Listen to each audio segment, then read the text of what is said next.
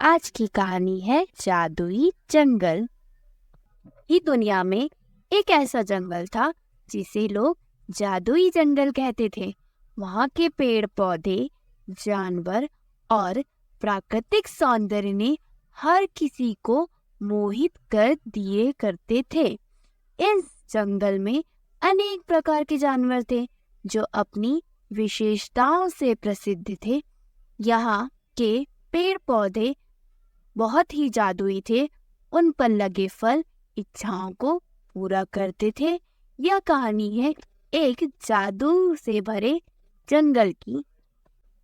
जंगल में रहने वाला एक बंदर जिसका नाम था जग्गू, वह खाने की खोज में दौड़ता रहता। एक दिन उसने जंगल के दूसरे कोने में एक चमत्कारी पेड़ की खोज की। इस पेड़ पर अनगिनत फल थे, लेकिन उसमें से केवल एक फल ने उसका ध्यान खींचा। वह फल था जो किसी की भी मांग पूरी कर सकता था। वह नहीं जानता था वह एक जादुई जंगल में है और उसके सामने एक जादुई पेड़ है। बंदर ने उस फल को तोड़कर खाने का सोचा, लेकिन जैसे ही वह उसे छूने वाला था, उसने सोचा कि क्यों ना इस चमत्कारी फल का उपयोग करके जंगल के सभी जानवरों की सहायता की जाए। कई अन्य जानवरों की भूख मिटाने के लिए उसने सभी के भोजन के बारे में सोचा और निर्णय लिया। उस दिन से जग्गू बंदर ने जंगल के जानवरों की मदद करने में अपना जीवन समर्पित कर दिया। वह हर जानवर की समस्याओं को सुलझाने, उनकी मदद करने और उन्हें खुश रखने के लिए उस चमत्कारी फल का उपयोग करता था। उस फल से उसने सबकी मदद की और जंगल में रहने वाले जानवरों को खूब खुशियां बांटी।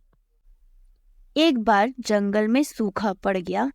सभी पेड़ पौधे सूख रहे थे और जानवर भूख और प्यास से तड़प रहे थे। उन्हें खाने के लिए कोई भी खाना नहीं मिल रहा था।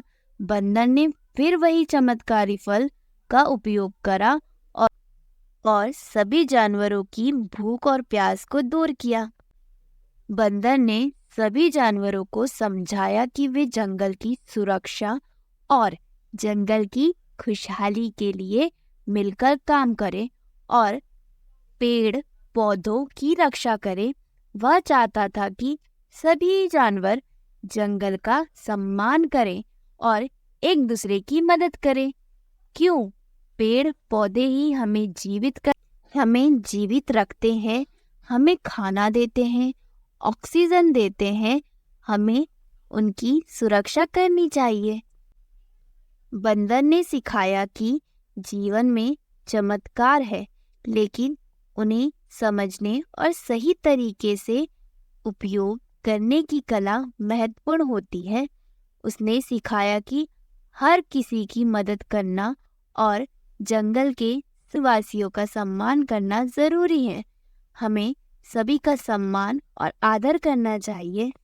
तो बच्चों, इस कहानी से हमें यह शिक्षा मिलती है कि हमें सबकी मदद करनी चाहिए और साथ ही प्रकृति की रक्षा भी करनी चाहिए।